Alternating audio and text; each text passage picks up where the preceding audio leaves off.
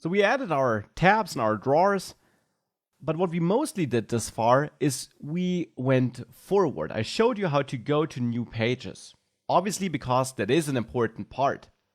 But sometimes you also need to go back programmatically, so not just through that back button, which is added automatically, but because something happened. And sometimes you also need to pass some data back to the previous page.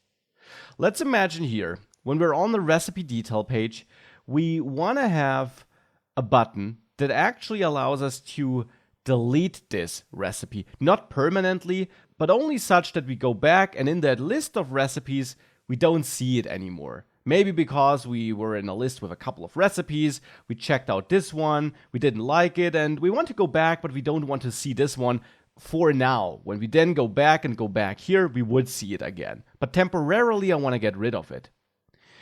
Of course, that's a bit of a made-up use case, but it's a good use case for showing how you can go back manually in code and how you can pass data around. So for that, on the recipe detail or on the meal detail screen here, let's make sure that we have some button to go back and delete this recipe. And I think a floating action button is a good fit here. So I'll add a floating action button, a new floating action button widget therefore. And as a child, I'll just set an icon here, the delete icon, this trash bin here. And when we now press this button, so on press, that's the interesting part. There, I want to go back. Now you can go back with the help of the navigator, and there not with push, but with pop. Now we also saw pop before in the course. And of course you need to use off context here, by the way. We saw pop before in the course to close our modal bottom sheet, for example.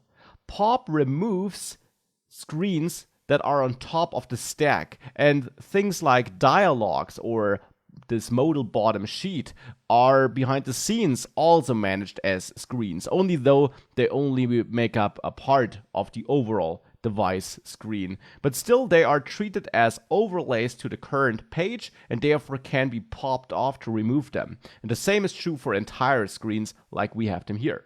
So pop removes a screen. If I just call it like this, watch what happens when I click this floating action button, I'm taken back. That happens. So it's the same as if the user would press this back button here, or on Android, this back button down there. Pop can be very useful if you have something in your code that requires you to go back or to remove a dialog or some other overlay from the screen in code. Now besides pop here, you also have pop and push named, which does just what it says. It pops the current page off and thereafter it pushes a new named page. You also can check with can pop whether there actually is a page to pop. For example, if you navigated to a page with push replacement, then you replaced the existing page in the stack and therefore popping the new page wouldn't be possible because there would be no page to go to. Right? Because you replaced the existing page. So running can pop to check whether you actually can go back before you do call pop might be a good idea if you're not sure whether you have another page in your app. Here we of course can be sure and therefore we can call pop like that. So this takes us back, but what if I now want to exclude that recipe we're coming from in my meals overview here after going back? For that we can also pass some data to pop. Passing data is optional, but here you can pass any data you want. A map, a list, a string, a number, an object, whatever you want. And here I want to pass my meal ID here.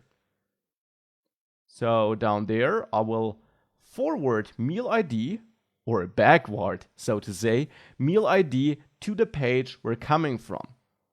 Now on the page we're coming from, the question now of course is, how do I get that information? Well, the place where we pushed this page, this meal detail screen, is the meal item. There we have select meal and there I have navigator off, push named. This push named method led to the meal detail screen being displayed. Now this push named method returns a so-called future. I mentioned futures earlier in the course already. Futures are objects that allow you to specify a function that should execute once they're done with a certain operation. And one such possible operation, in this case it is the operation at hand, is displaying the page you're going to. So meal detail screen is the page that is displayed when push named is done. Now once the user goes back from meal detail screen, push named is fully done with its operation, because then it has not just displayed that screen, but the screen is now also not needed anymore. So the future returned by push named lets you know once the page that you push to is not displayed anymore. So you can add then here to get that result this page you are coming from gives you. So if you're passing any result to the pop method, as we're doing it here, then you get that result here in the function you passed to then, and for now I'll just print it. And that's really important because whoops, no arrow here. That's really important because it's easy to think that this function here is executed once you reached the new page, right? Because you push a named page, and then once this pushing is done and once you see the page, this function executes. But that's wrong. Instead, you push a page, and when this page is popped, then this function here is executed, and then therefore you get the result that might have been passed to pop. So for now, I'm just printing that result. Let's see whether that works. If I go here to my spaghetti and I click this trash icon, we're popping, and indeed here I see M1, which was the ID of that meal. If I go to the spaghetti and I use this back button here, then I see null, because that still triggered this function. We did pop after all. Using the back button does nothing else than use navigator of context pop. But of course there no data is passed along. So now here we would have to find out whether we have a non-null value. And if we do, then I want to remove that meal from that list of meals that is displayed. The problem with that, of course, is that I'm here in the meal item. The solution can be that in the meal item, in the constructor, I get one extra argument, which is required. And I want to bind this to a variable, a property here, which is of type function. And that's the remove item function. And I bind to remove item here. And now I can call remove item down there if result is not null. So if result is not equal to null, then I know I have an ID of an item I want to remove, and then we can call remove item and forward result, which will be that ID. Now remove item is a function I expect to get in the meal item. So in the category meal screen where we set up that meal item widget, we now have to pass such a function. And that of course means we first of all have to create one. Now it's a stateless widget, which will be a problem because now I suddenly want to change its state. I want to change the meals which I display. So let's first of all convert this into a stateful widget with the refactoring tool here. And then here in the state class, we can add a new function which returns nothing, but which I'll name remove meal, where I expect to get a meal ID. And then here I want to update my meals and remove a meal with that ID from the list. For that, first of all, we have to make sure that we don't derive our meals here in the build method, but actually a bit earlier. And init state sounds like a great place for that. That's a perfect use case for init state, because when this page gets loaded, when that state gets created, then we want to load all meals that are based on the ID of the category we're getting. So all that code here for deriving our meals can be cut out of the build method and be moved here into init state. One important thing, however, is of course that I now need to add a couple of properties here. A string property category title, which is mutable, so which is not final, and a list of meals, which are my category or my displayed meals here. And for that, we need to import the meal model. So let's import meal.dart from the models folder. With these two properties added, here where I derive my category title, I do this without final so that we actually use this property and store the value there. And here for category meals, instead, here I'll set my displayed meals with the same logic as before. We don't need to call set state here because this will automatically run before build runs the first time. And now we'll load the data when this component or when this widget is created. And we can therefore now also manipulate our data and update the user interface because we're in a stateful widget now. So here with remove meal, I'll call set state. And I now want to remove an item from displayed meals. So I'll reach out to the displayed meals here and then use remove where, which will remove all items that fit or match a certain criteria. And that will get a function that runs on every item in displayed meals. And there I check if meal.id is equal to the meal ID I got. And if it's equal, then this item will be removed. Whoops, like this. It's in set state, so displayed meals will update, or it will update, but this will also update the view.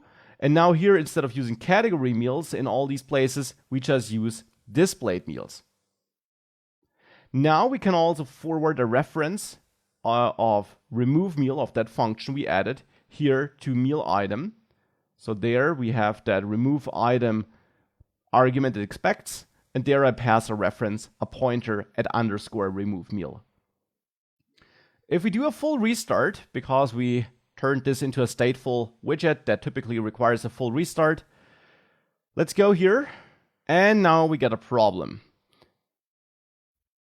The problem is that this call here, which I'm doing here with modal route off, is not liked in init state because this taps into this behind the scenes context setup with the inherited widget and so on, all this behind the scenes wire up work.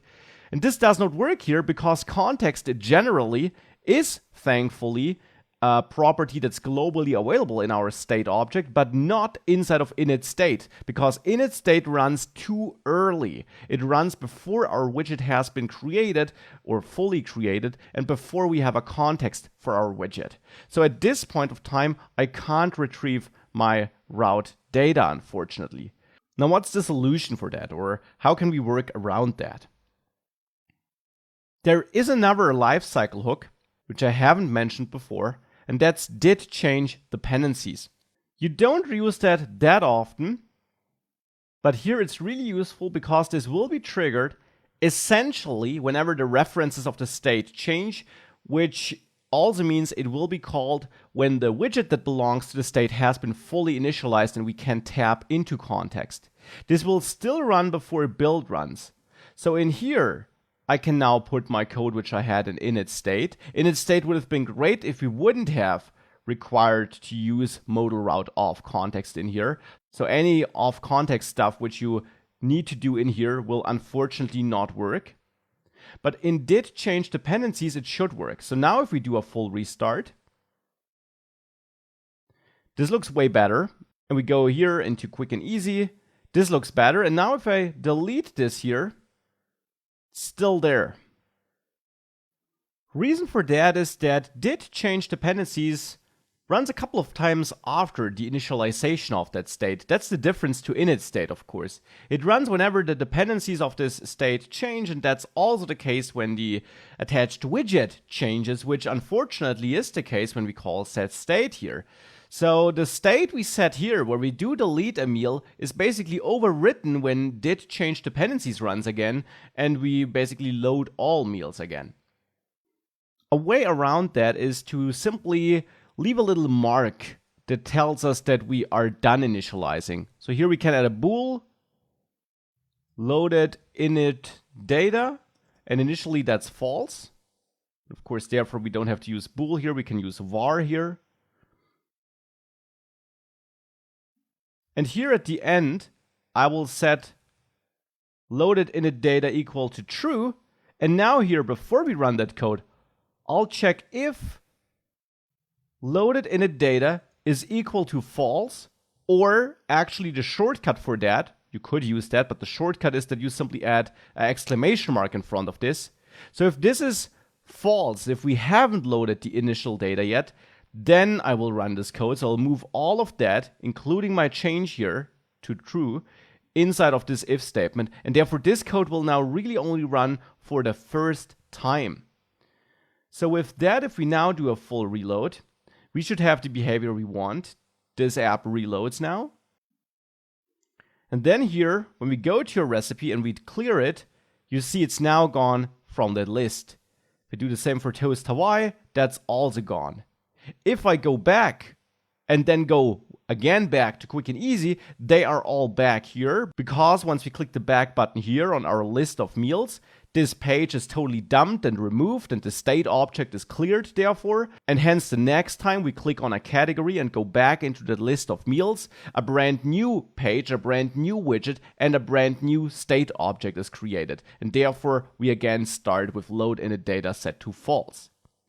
So that whole load init data part and did change dependencies is a little bit of overhead we had to add here for this specific use case where we depend on the ID we get through modal route of context. The core takeaway, nonetheless, is that you can pass data around when you're popping by passing the data you want to pass back to the pop method, and then you can retrieve it with the then method on push named or push or whatever you used. And the function here runs not when you're done pushing, but when you're done with that page you pushed to. So when that page you pushed to is removed. That's really important. So a lot of work here, but I find it important to also understand how you can pass data back and use that data. And the additional knowledge of did change dependencies and how to initialize your data in a stateful widget, that also can't hurt.